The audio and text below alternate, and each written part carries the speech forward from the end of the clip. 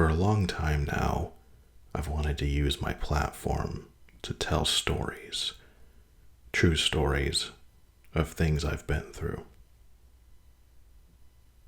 experiences I've had, explaining where I've learned things, how I've learned things about people, about human beings.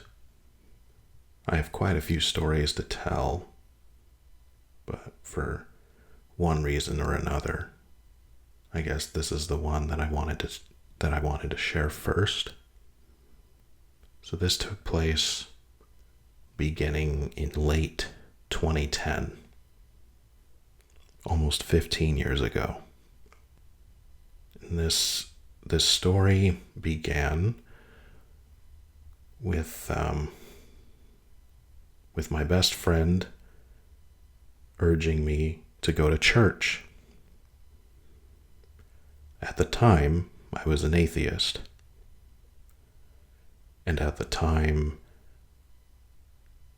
I wasn't too happy with my life, or with anything for that matter. So my best friend Mitch encouraged me to go to church with him.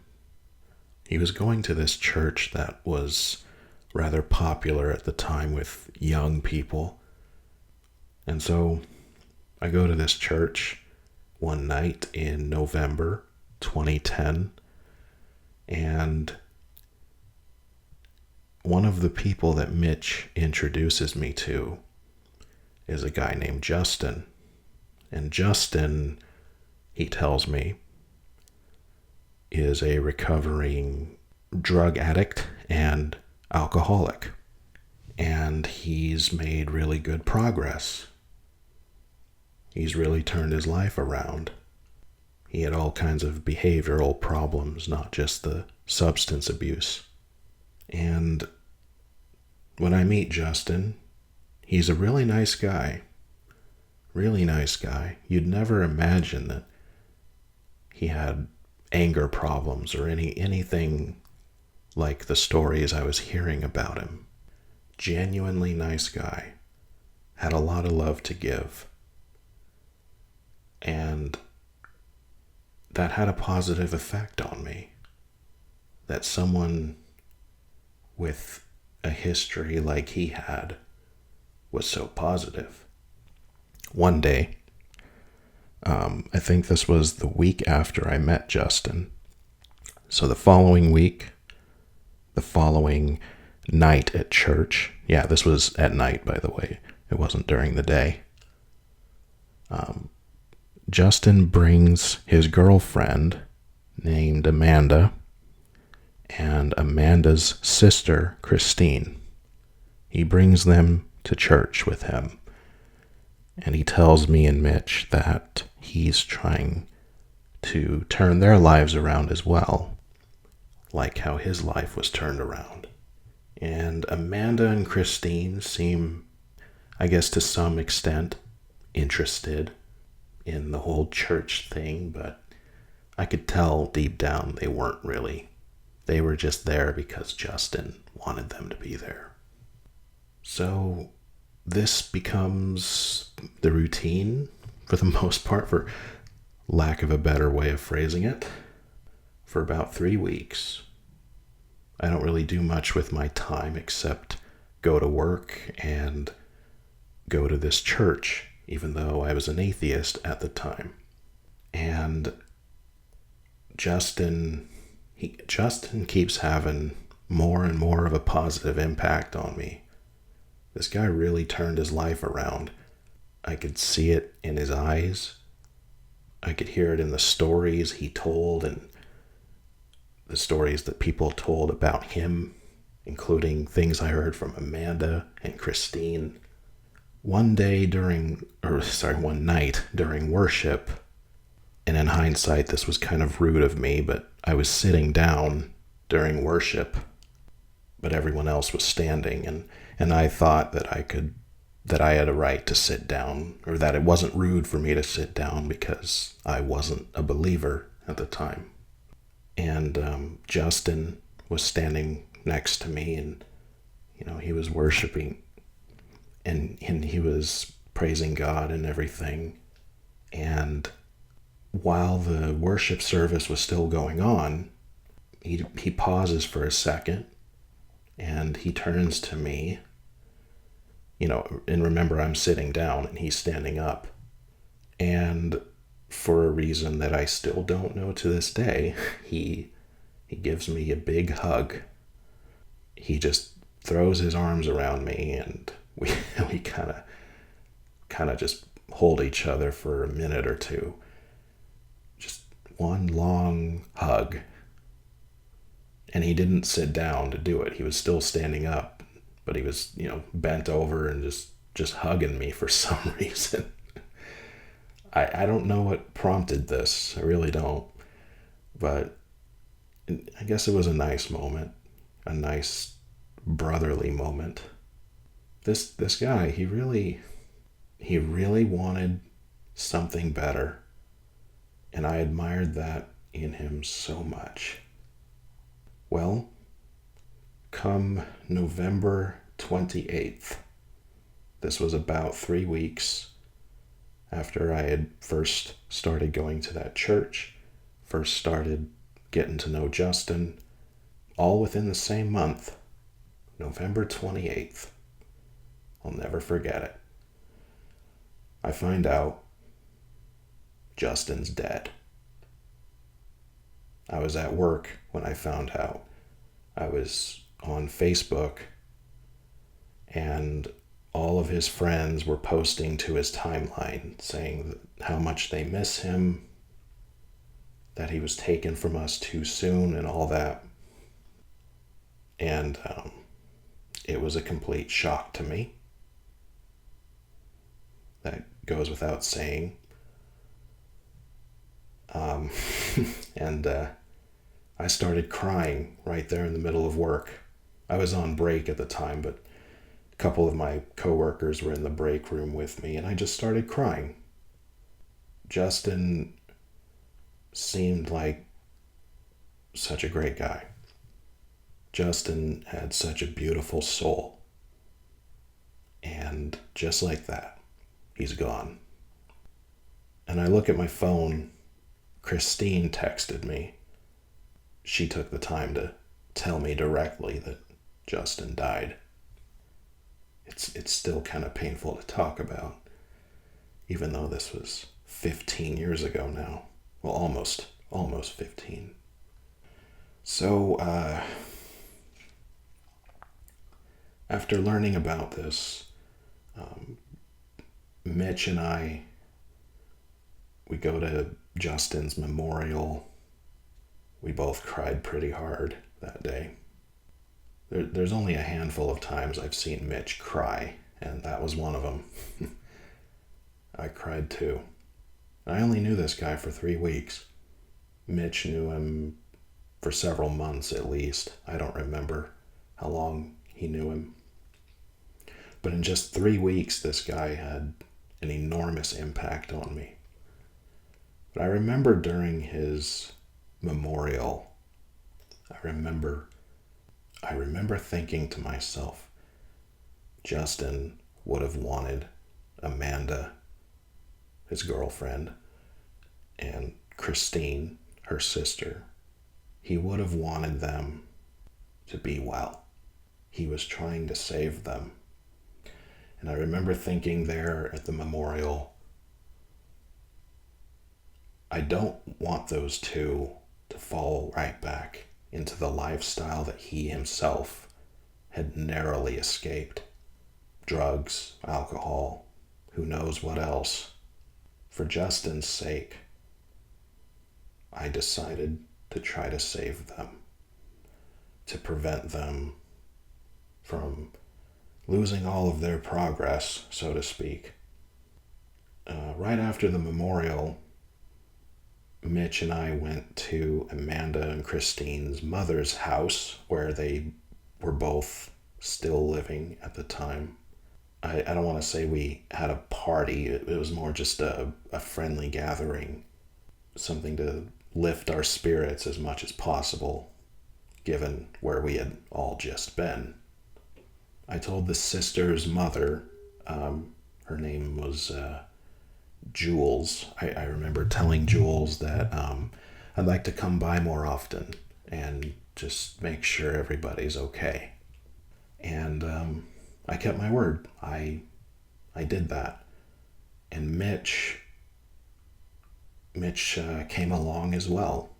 He was also trying, or he was at least interested in keeping the sisters from falling back to their destructive habits, especially now that Justin was gone, and they were both deeply attached to Justin, especially after he changed, after he turned his life around.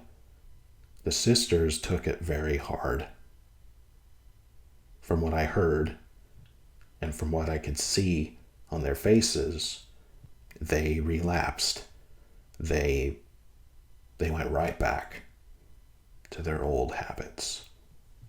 After a couple of weeks, I noticed that my presence, and I was just going there to just be a positive influence, to just be a positive presence, someone in their life who wasn't involved with drugs or any sort of bad activity. I'm trying to keep this at least PG-13 here, but being a positive presence was really the most I could do. Eventually, I kind of started to realize it's not enough, but I'm getting ahead of myself. Every time I visited the sisters, they both greeted me. I don't want to say excitement, but they greeted me with, they were happy to see me.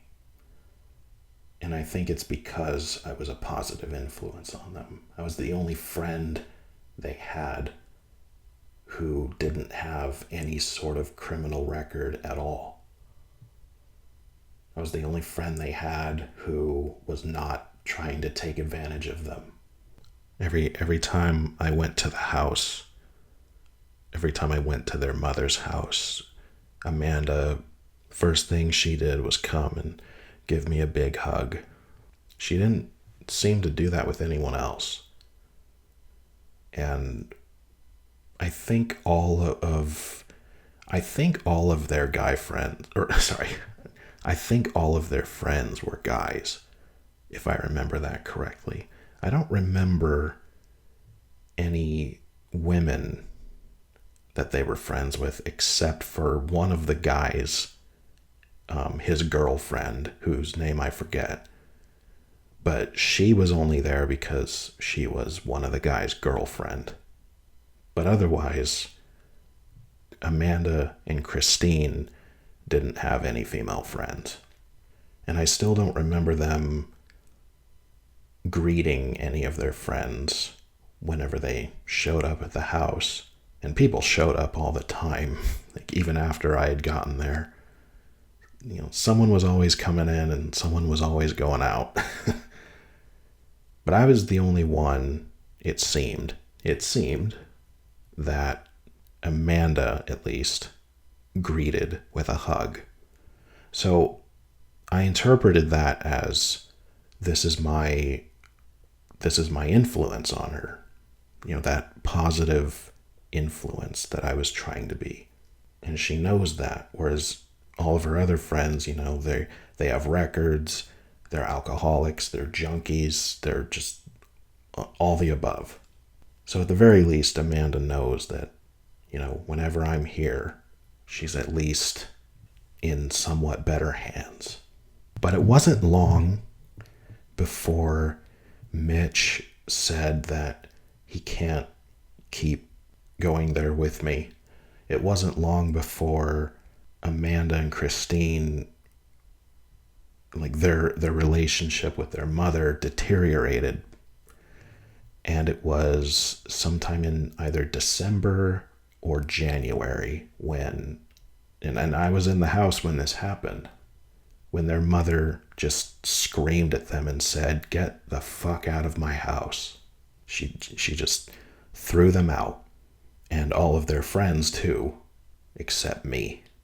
And I remember asking Jules, like, am I included? Like, am I also not welcome here? And she said, no, you're fine, because you don't have the problems that they have. You're fine. You can stay. But since the sisters were going to get kicked out, I didn't really have any reason to be there. So, let's see if I can remember this correctly. I think despite the fact that their mother threw them out, they still stopped by once in a while. Oh, my memory here is really fuzzy. Because I don't remember going anywhere else full time. They must have continued to stop by the house every so often, because I remember they were still there plenty of times. They just didn't live there anymore. They just didn't have their stuff there anymore, but they were still there quite a bit. And one of the things that drove their mother over the edge was, like, cops kept showing up to the house because they were bringing bad friends over, friends who the cops were looking for. Sometimes their friends tried to break into the house. Sometimes their friends needed a place to stay because they had nowhere else to go, so they were looking for somewhere to crash. The friends that the sisters had all kinds of problems. I don't think I need to fill in all the blanks for you. And their mother was sick of that, and that's why their mother threw them out, but they still came to the house a lot for some reason. I guess their mother just couldn't fully commit to throwing them out, and I would hope so to some extent. It's their mother. But anyway, I remember I was still there somewhat frequently, and so were they. They just didn't have their stuff there. One night I was walking down the hall in the house, and Christine's ex-boyfriend, who was also her baby daddy, his name was Andrew.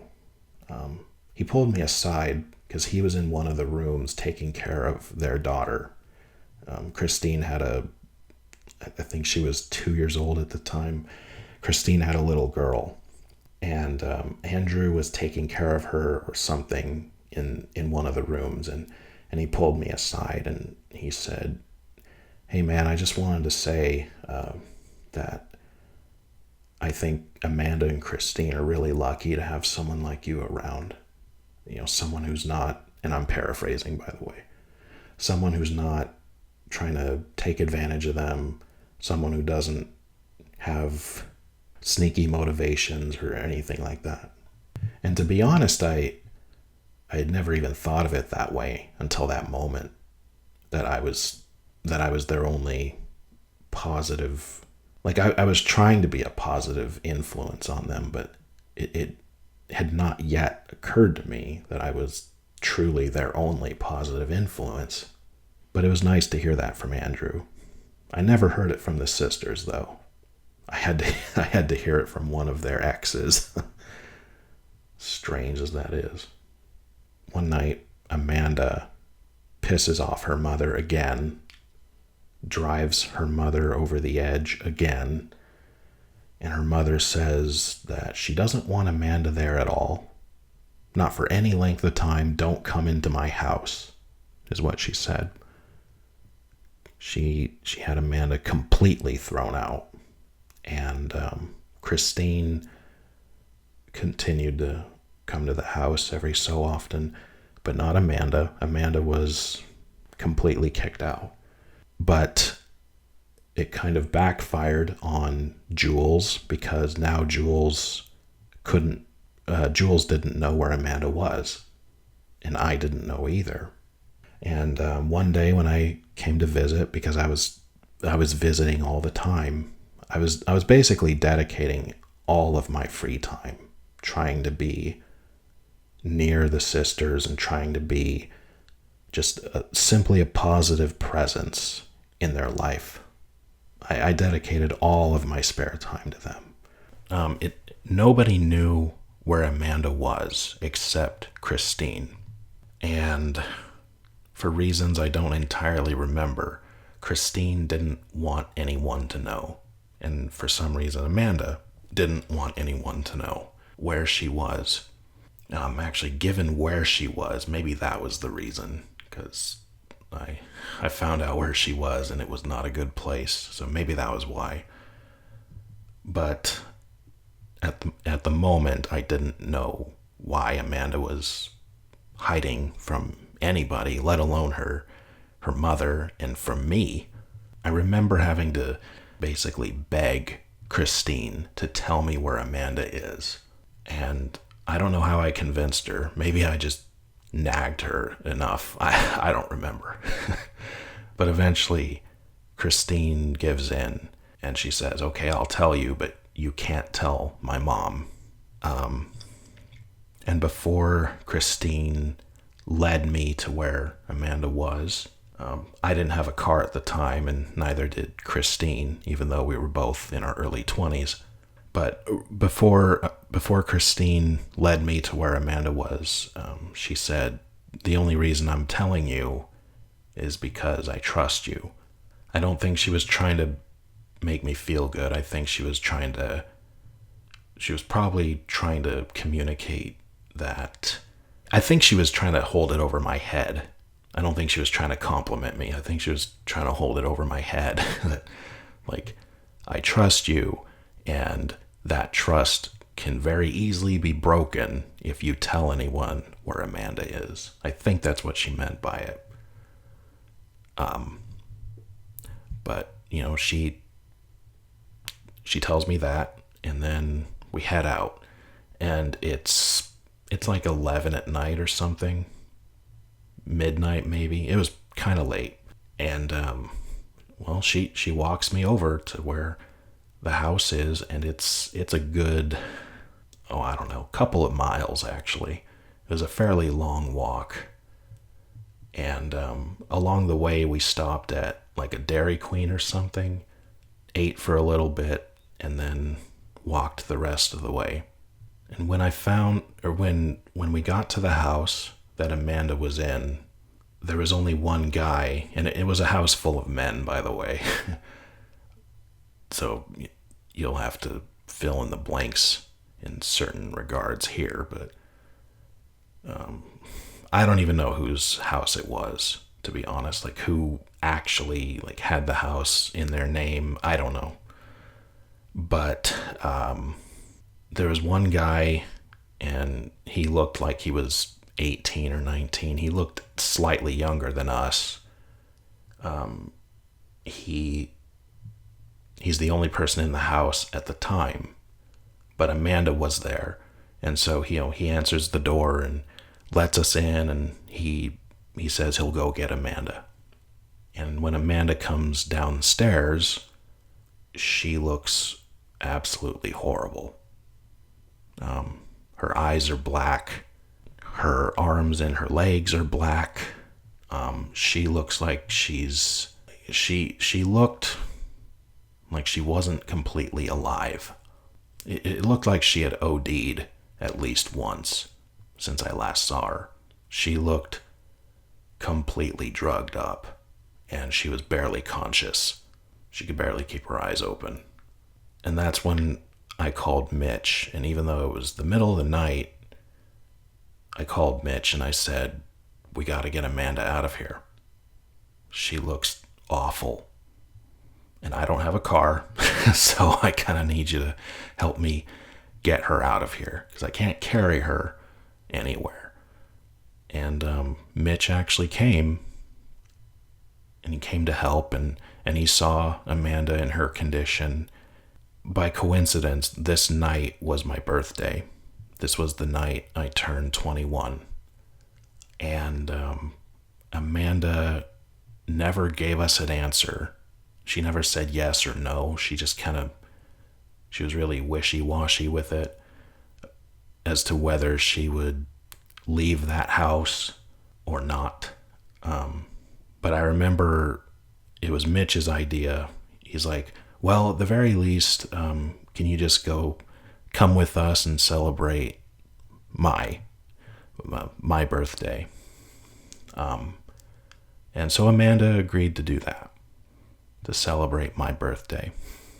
And Mitch and I, we weren't actually, we didn't give a shit about my birthday. It was just an excuse to get Amanda out of that house. So we go to a restaurant that's open, one of those 24/7 restaurants. And the whole time we're there, we're trying to get Amanda to leave the house, but we're not going to force her. At one point, Mitch has to go use the restroom. And so Amanda and I were just sitting there at the booth next to each other, and I just looked her in the eyes and I said, please leave that house. And I had an apartment at the time, and that was the only place I could think of for her to go. And so I said, please just come home with me, or go to your mom's, just anywhere but that house.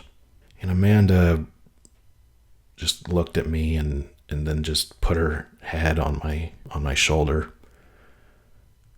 and just said, I can't. And I appreciated the honesty, but she just said, I can't. And I don't know why the hell she thought she couldn't, but something made her think she can't leave that house. And so I just put my arm around her, and that was all I could do. All I could do was provide some comfort, I guess.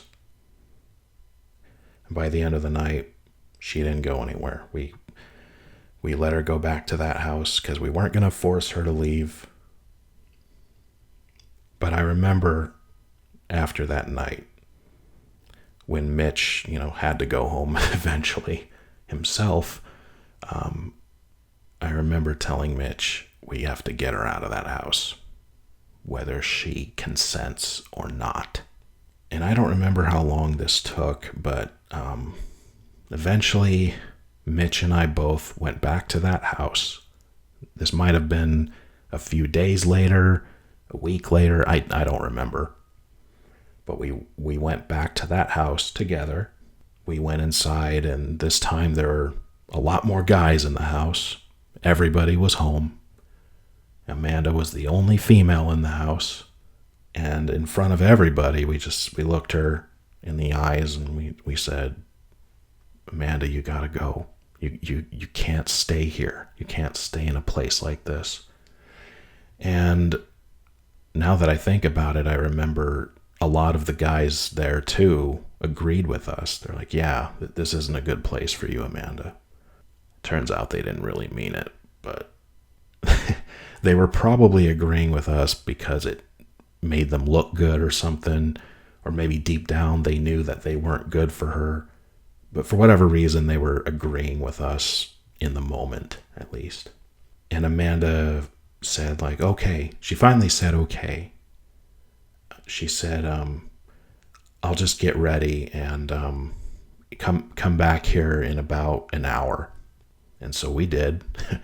We stepped outside, and then we came back in about an hour. And when we came back, we knock on the door. We say we're looking for Amanda. And the guys inside say that she's not here. They just completely bullshit us.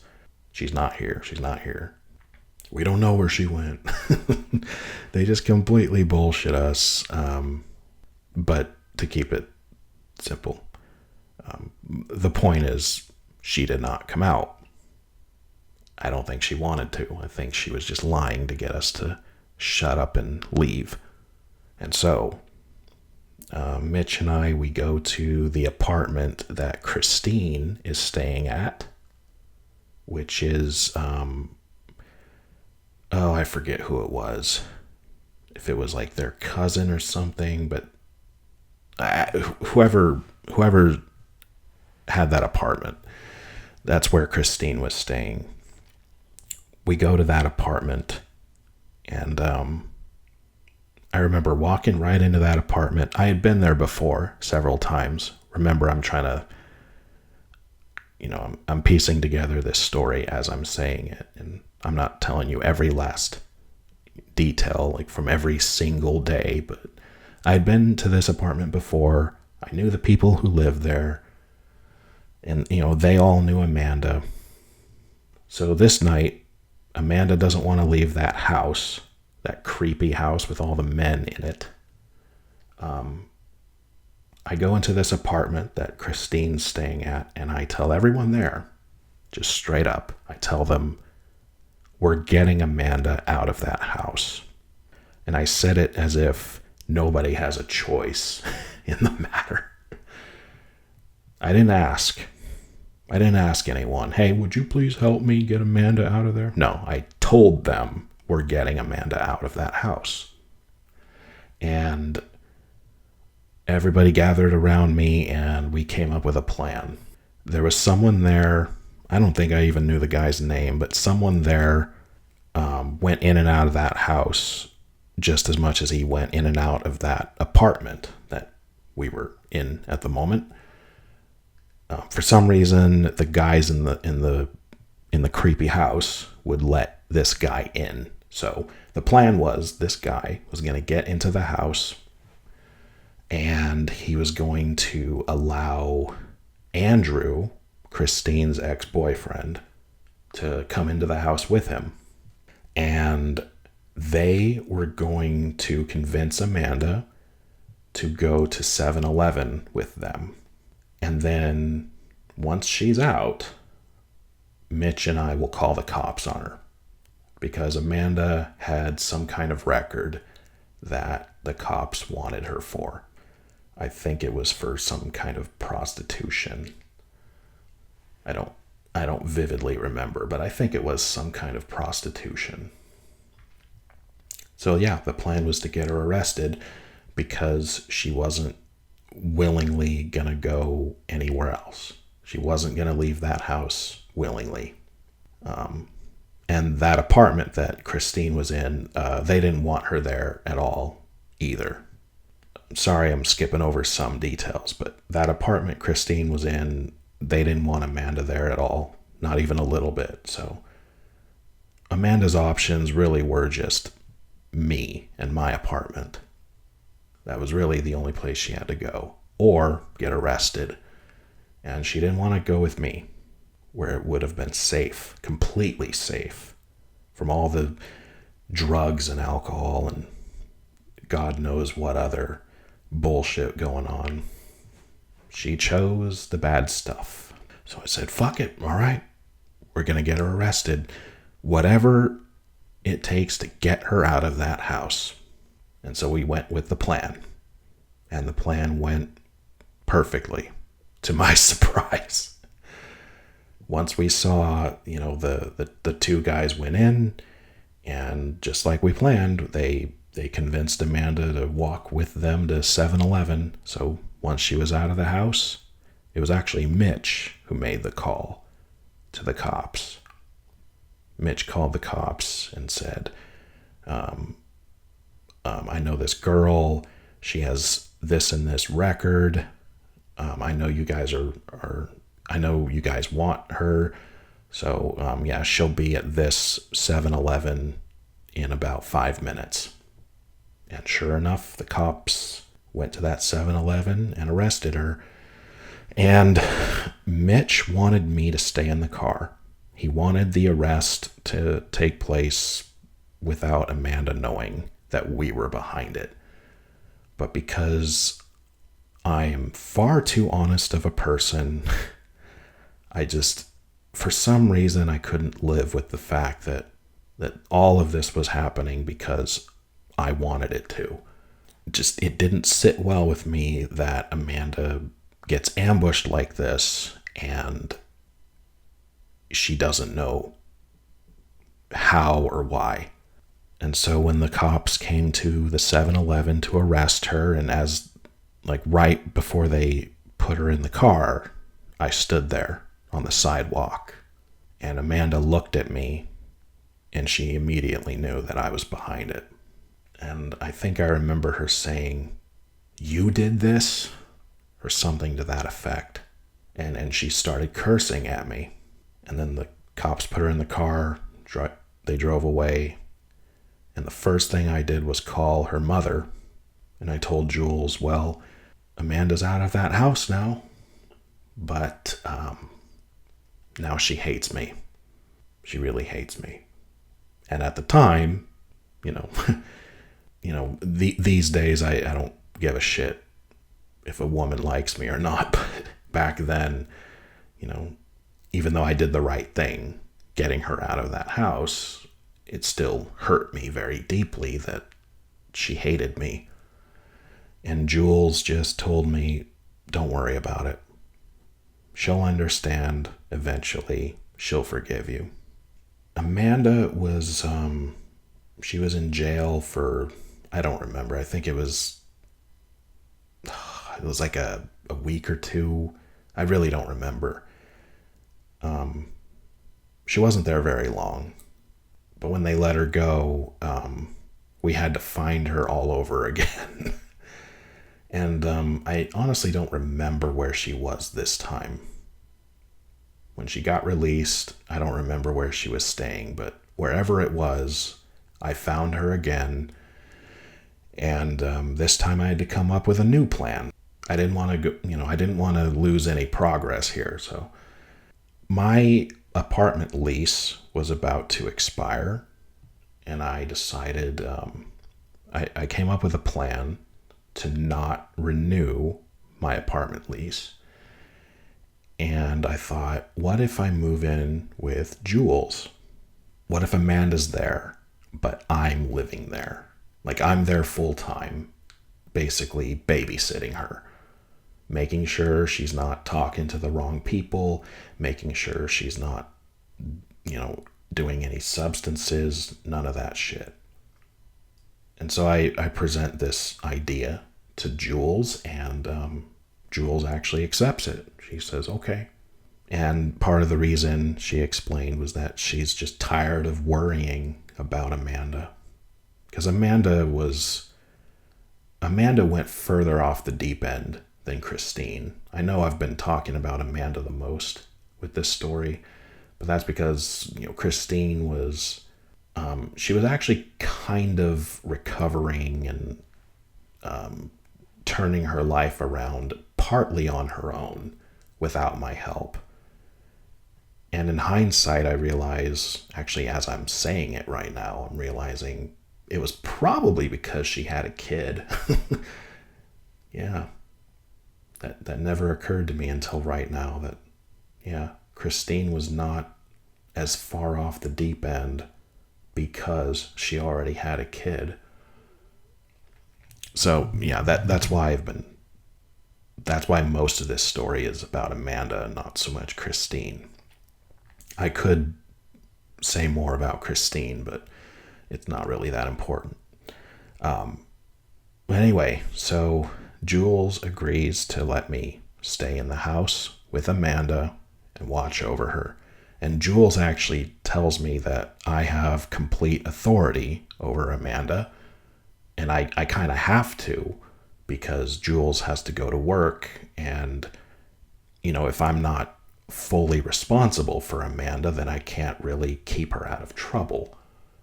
So she's like, as long as you and Amanda are here, she has to do everything you say. I'm like, okay.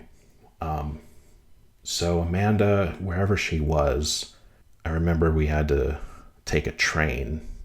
Like, I think she was like 20 miles away or something. Because I remember we had to take a train all the way back to her mom's house. And even after getting off the train, we had a long walk. And she had a shitload of stuff, and most of that stuff was not hers, but I wasn't mentally equipped to interrogate her, like, how much of this stuff is really yours? I just said, fuck it, and, we headed to the house.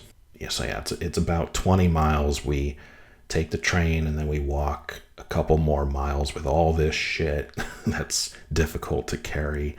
We get to the house, and I remember Amanda just passed out on the couch. And after Amanda is finally in the house, her mother says, like, okay, here's the rules. She said that I have authority over her when Jules isn't there. And she said, you also have to be, you also have to come with me to my job sometimes. Like, you need to work. You need to start making good decisions. Maybe go to therapy. I don't remember everything she said. I don't remember all the conditions. But yeah, she had to at least sometimes go with her mother to her mother's work and like volunteer there and do some extra work or something. Sometimes Amanda would ask me to go buy her cigarettes, and even though I didn't like the idea of her having any substances, she was still recovering from heroin. And I thought, I don't want her to suffer from too many withdrawals at the same time. So I willingly bought her cigarettes, even though I don't like cigarettes. And it was only for that reason, just so that she didn't have too many withdrawals at the same time. And sometimes Amanda and I went on walks at night just to stay in shape, stay healthy, have something positive to do when we're bored or something. We weren't a couple at all. I was only in her life to take care of her. And I really liked it when we went on walks together and we talked about things that had nothing to do with drugs or crime. But eventually, and here's where the story comes to a close, eventually Amanda just starts being standoffish with me. And that standoffishness eventually turned into just straight up ignoring me. We didn't have an argument or anything like that.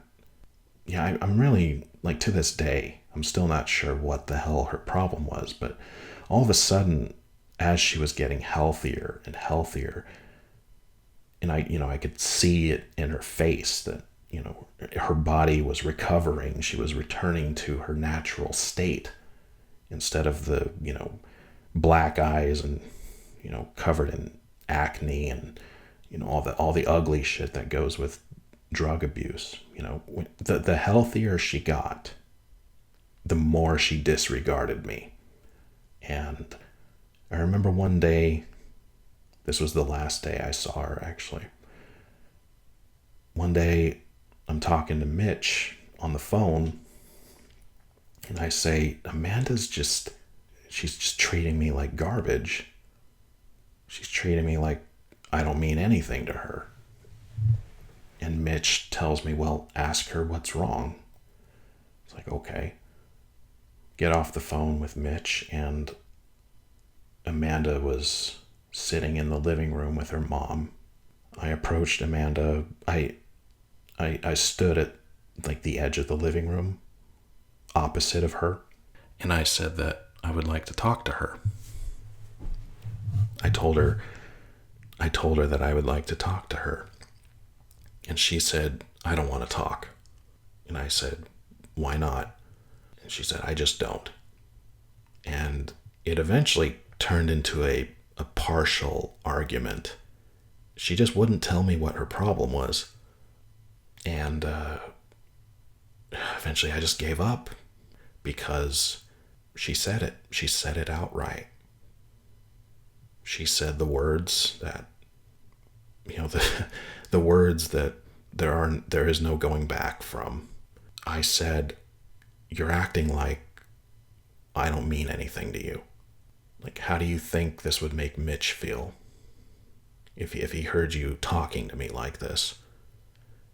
And Amanda said, I don't care about Mitch, and I don't care about you. That was it. That was the last time Amanda and I ever saw each other. I got out of that house as quickly as possible with Mitch's help. Mitch agreed that he didn't want me in that house anyway. He didn't want me in that situation. Remember, he bailed for the most part. Not entirely, but for the most part. He bailed on the whole situation months before I did. And after Amanda said that I don't mean anything to her, she basically told me to fuck off. He helped me get out of that house quickly. I wasn't in danger or anything, but he didn't want me there either. The whole thing took a hell of a toll on me emotionally. And that was when it hit the hardest. Like, after all these months of trying to be there for her, after all these months, that's how it ends. She just tells me to fuck off. I move out before the end of the weekend, and I choose to get all my stuff out while Amanda and her mom are not in the house. And when she and her mom got home, I think it was like on a Sunday or something, they get home and Jules sends me a text saying, like, where'd you go? Where's all your stuff? And I told her, I responded saying, I'm not living there anymore, because Amanda just started treating me like shit after all I did for her. This has taken too much of an emotional toll on me. I can't do this anymore. Hurts too much. And that was that. Now, as for Christine, she and I have actually run into each other a few times since then. And remember, this was, so Amanda and I, the last time we saw each other that day was, I think it was like May or June. And I just realized it wasn't 2010. My bad. It wasn't 2010, it was 2011 that all of this started. So it was May or June of 2012 that was the last time I saw Amanda. So that was 13 years ago. But Christine, I've actually run into a few times in the last 13 years. In fact, one time I even helped her move. It was a couple of years later. I helped her move, ran into her at work. Yeah, Christine and I have been relatively on good terms ever since all of that. But Amanda and I have no contact to this day. And lo and behold, I found out that Amanda relapsed. She just went right back to everything that I worked hard to save her from. But when I found out that she relapsed, I just said, well, I can't do anything about it. So one of the lessons I learned the hard way was you can't save everybody. Another lesson I learned was you can't save anyone that doesn't want to be saved. And I thought at the time, I was in my early 20s, I thought at the time everybody wants to be saved and everyone will accept help if it's offered. I was that naive. Amanda wanted the benefits of being saved, but she didn't want to give up her lifestyle. And I didn't get into too many details with this, but she didn't want to leave her bad friends behind either. All the junky men that dragged her into that world, she didn't want to leave them behind either. She didn't want better people in her life. She didn't want to give any of it up. She just wanted the benefits of giving it up, but none of the cost. So I learned you can't save everybody, and you can't save people that don't want to be saved. And it was also, I suppose in hindsight, it was also, this whole story was one of the things that started, emphasis on the word started, to red pill me on women in general. When I became red pilled about women, this was one of the stories, this was one of the memories that confirmed in my mind what's wrong with women. And I have many stories that ultimately culminated in me becoming red pilled about them. Yeah, I'll never forget how she just looked me straight in the eye and basically told me to fuck off after all I did for her. And I wasn't trying to hook up with her or anything. I didn't want anything like that in return. I mean, a little basic, don't treat me like shit. But I don't think that would have been asking too much. But she couldn't even do that. Once she was starting to get healthy again, she was thinking straight, she was making better decisions, all the above. I guess she just looked at me and thought, what do I need you for now? And that was that. So, that's the story. Thanks for listening.